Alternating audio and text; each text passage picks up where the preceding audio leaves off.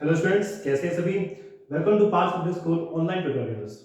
Today we will discuss the new topic of respiration.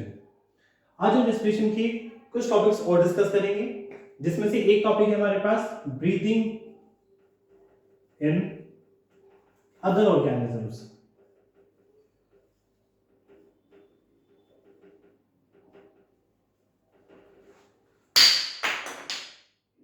Okay, कुछ organisms जिनके पास उनके ब्रीदिंग टेक्निक्स, उनके पास ब्रीदिंग ऑर्गन्स कौन कौन से हैं, आज हम वो डिस्कस करेंगे. जिसमें से सबसे पहला है हमारे पास इंसेक्ट्स. कुछ एग्जांपल लेके चलते हैं, जैसे आपके कॉकरोच एंड ग्रासहोपर. ओके, अगर हम बात करते हैं कॉकरोचेस की एंड ग्रासहोपर्स की, इनकी बॉडी पे छोटे छोटे छोटे छोटे पोर्स होते हैं. लेकिन अगर मैं बात करता हूं कि ये जैसे इनकी बॉडी की सरफेस आउटर सरफेस है, तो इनकी बॉडी की सरफेस पे क्या होते हैं, छोटे छोटे पोर्स होते हैं. लाइक जैसे ये पोर्स हैं आपके, जिन पोर्स को मैं नाम देता हूं स्पाइरिकल्स.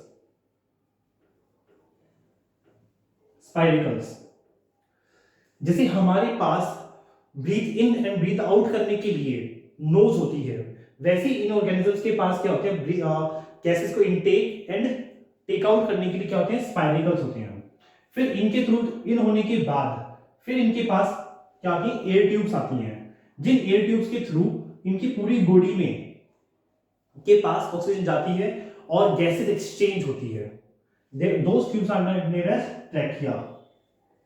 उन ट्यूब्स को मैं क्या कहता हूं, ट्रैकिया कहता हूं. जैसे हमारे पास नोज है, वैसे इनके पास सिमिलर क्या है, spiracles, to take in and take out oxygen gases.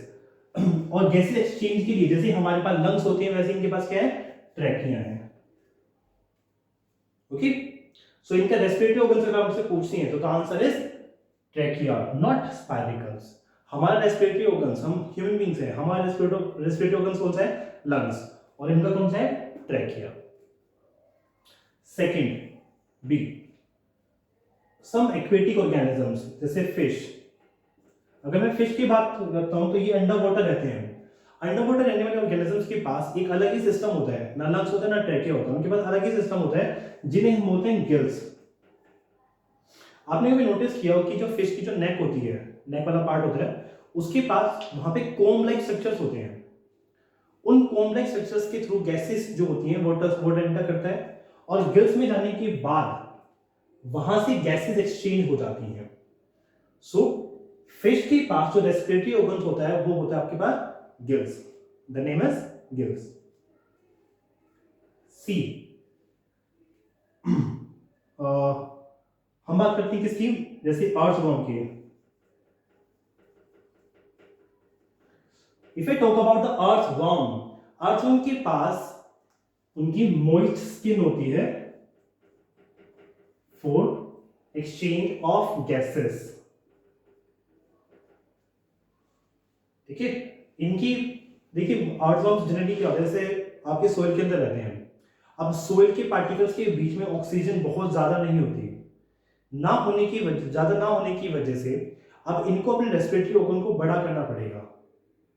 क्यों? क्योंकि ऑक्सीजन थोड़ी थोड़ी है, वहां पर थोड़े थोड़े पार्टिकल्स के बीच में थोड़ी थोड़ी है, तो ज्यादा ऑक्सीजन लेनी पड़ेगी उनको, ज्यादा एरिया से लेनी पड़ेगी. इसी वजह से इनको क्या करना पड़ा, अपने रेस्पिरेटरी ऑर्गन को बड़ा करना पड़ा. And that part is known as what, moist skin. अपनी पूरी की पूरी स्किन से क्या करते हैं, गैसेस एक्सचेंज कर सकते हैं. ये गैसेस को लेने के लिए इनकी जो स्किन होनी चाहिए वो याद रखना हमेशा मॉइस्ट होनी चाहिए. अगर वो ड्राई होगी तो वो गैस एक्सचेंज नहीं कर सकते. So it must be moist. जब मैं आपको टॉपिक समझा रहा था कि जब जैसे हम लोग भी जब रेस्पायर करते हैं, जो एयर हमें चाहिए होती है वो मॉइस्ट एयर चाहिए होती है. अगर मॉइस्ट एयर होगी तो उसकी गैसेस जो एक्सचेंज ऑफ गैसेस है वो बहुत प्रॉपर होगा. अगर वो मॉइस्ट नहीं होती तो गैस एक्सचेंज नहीं हो पाती इजीली. ओके, सो अर्थवर्म के पास क्या होती है, इनकी मॉइस्ट स्किन होती है जिसके थ्रू ही गैस एक्सचेंज करते हैं. डी, फ्रॉग और टोड.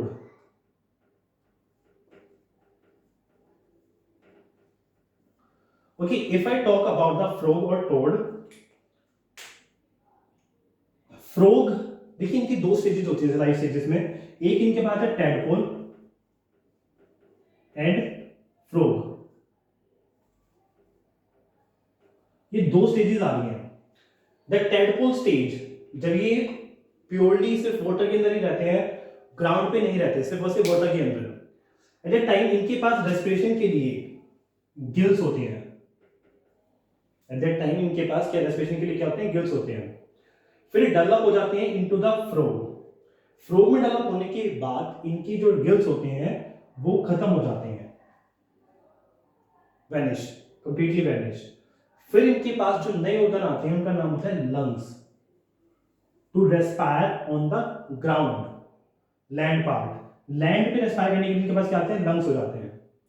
फिर दूसरा आपके पास आते हैं इनके पास मोइस्ट स्किन, क्योंकि ये वो एम्फीबियंस, ये एम्फीबियंस है। और एम्फीबियंस कौन से होते हैं, जो लैंड और वाटर दोनों पे रह सकते हैं।